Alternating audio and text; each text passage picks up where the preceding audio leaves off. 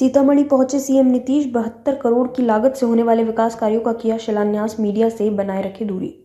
बिहार के सीतामढ़ी में मुख्यमंत्री नीतीश कुमार पहुंचे। इस दौरान माता सीता की जन्मस्थली पुनौरधाम में उन्होंने पहुंचकर 72 करोड़ की लागत से होने वाले विकास कार्यों का शिलान्यास किया है। सीएम के साथ मंत्री विजय चौधरी, जमा खान, सांसद सुनील कुमार पिंटू एवं महागठबंधन के नेता मौजूद रहे। सबसे पहले पुनौरधाम पहुंचने पर सीएम नीतीश को गार्ड ऑफ ऑनर दिया गया। इसके बाद सीएम नीतीश ने मां जानकी के मंदिर में पहुंचकर पूजा अर्चना की। इसके बाद सीता कुंड की परिक्रमा करने के बाद सीएम नीतीश ने आरती भी किया और बिहार के खुशहाली की कामना की। इस पूरे कार्यक्रम के दौरान सीएम ने मीडिया से पूरी तरह दूरी बनाए रखी।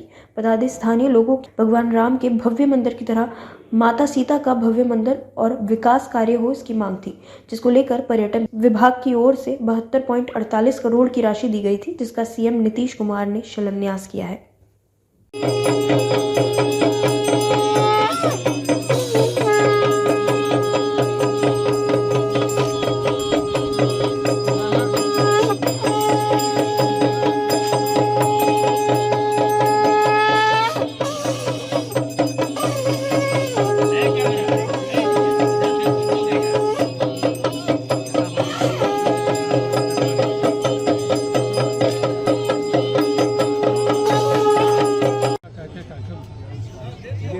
पुनौराधाम मंदिर स्थित जो परिसर है और उसके विकास को लेकर के पर्यटन विभाग द्वारा तमाम तरह की योजनाएं लाई गई।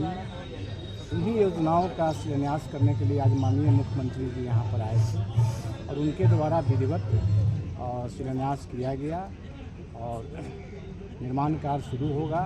तत्पश्चात इस मंदिर का विकास और इसके परिसर का विकास और अधिक होगा। कितने लागत? नीतीश कुमार आ रहे हैं शिलान्यास करने। आप स्थानीय विधायक हैं, क्या करना है?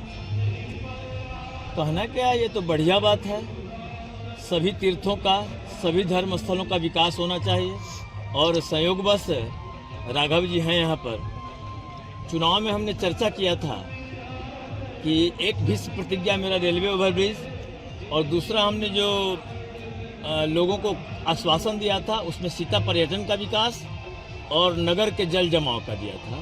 तो उसमें सदन में जाने के बाद ही विभिन्न फोरम से, तारांकित पद से, गैर सरकारी संकल्प से, विभिन्न फोरम से सदन में हमने सीता पर्यटन के विकास का विषय रखा है।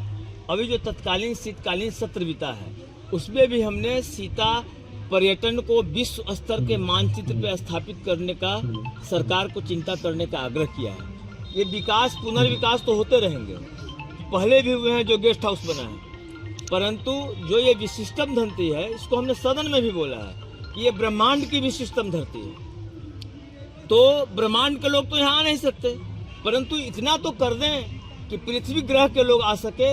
और जिस सीता में नारित्व का संपूर्ण समायोजन था, जो लवकुश के गुरु के रूप में, अयोध्या के राजमाता के रूप में, वनदुर्गा के रूप में, सहस्त्रार्जुन के वध में रणचंडी के रूप में, विभिन्न आयामों में उनके शक्ति का प्रतिपादन इस धरा पर हुआ है। और इतनी बड़ी शिक्षा जो राजा जनक की बेटी होती है और राजा जनक की पुत्री होने के बाद भी वनगमन में जो धैर्य है और वनगमन में भी जो उन्होंने संपूर्ण नारी को शिक्षा दिया कि अपना पुत्र अगर बिना पिता के भी होता है वाल्मीकि आश्रम में, उसके बाद भी उसको इतना सुयोग्य बनाना है कि अपने पिता के बराबर बना देना है, जिसका वर्णन लवकुश कांड में, रामचरितमानस में है, उत्तर कांड में। और धनुर्विद्या का ज्ञाता बना देती है और वन से जलावन लाकर खाना बनाने का प्रशिक्षण देकर के कठोर बनाती है। और जब राज सिंहासन पे आती है तो कहती है सिंहासन पवित्र होना भी चाहिए और सिंहासन पवित्र दिखना भी चाहिए, इसलिए हमारी प्रजा का आवाज है धोबी का, इसलिए राजधर्म को बचाने के लिए हम फिर से बढ़ जाएंगे। तो जिसका इतना बड़ा कीर्तिमान स्थापित हो ब्रह्मांड में, जिनके जन्म से तमाम आसुरी शक्ति का वध हुआ हो, उनके जन्म स्थली को कम से कम नीतीश जी, हमने जो सदन में लगातार विषय रखा है कि विश्व स्तर का पर्यटन मानचित्र बनाइए, विश्व स्तर के पर्यटन मानचित्र पे सीता जन्मभूमि को प्रतिस्थापित करिए, ताकि ये मिथिला की भूमि, मिथिला की भूमि तो हमेशा से विशिष्ट रही है। आप लोग विद्वान पत्रकार है। इतने साल बाद इनको याद पड़ा है। अभी अब जो चुनावी सरगर्मी तेज हुई है तब सीता जी का फिर एक बार नाम उछला है, इस पर क्या कहिएगा? नहीं, मैंने तो जब से सदन में गया तब से लगातार कोई ऐसा सत्र नहीं बचा जिस सत्र में हमने सीता पर्यटन के विकास का बात नहीं किया।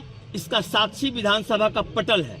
ये भरभरली बात नहीं है, ये विधानसभा का पटल साक्षी है, रिकॉर्ड साक्षी है। क्या लग रहा है, मतलब नीतीश कुमार जी को इतना देर याद क्यों आ रहा है?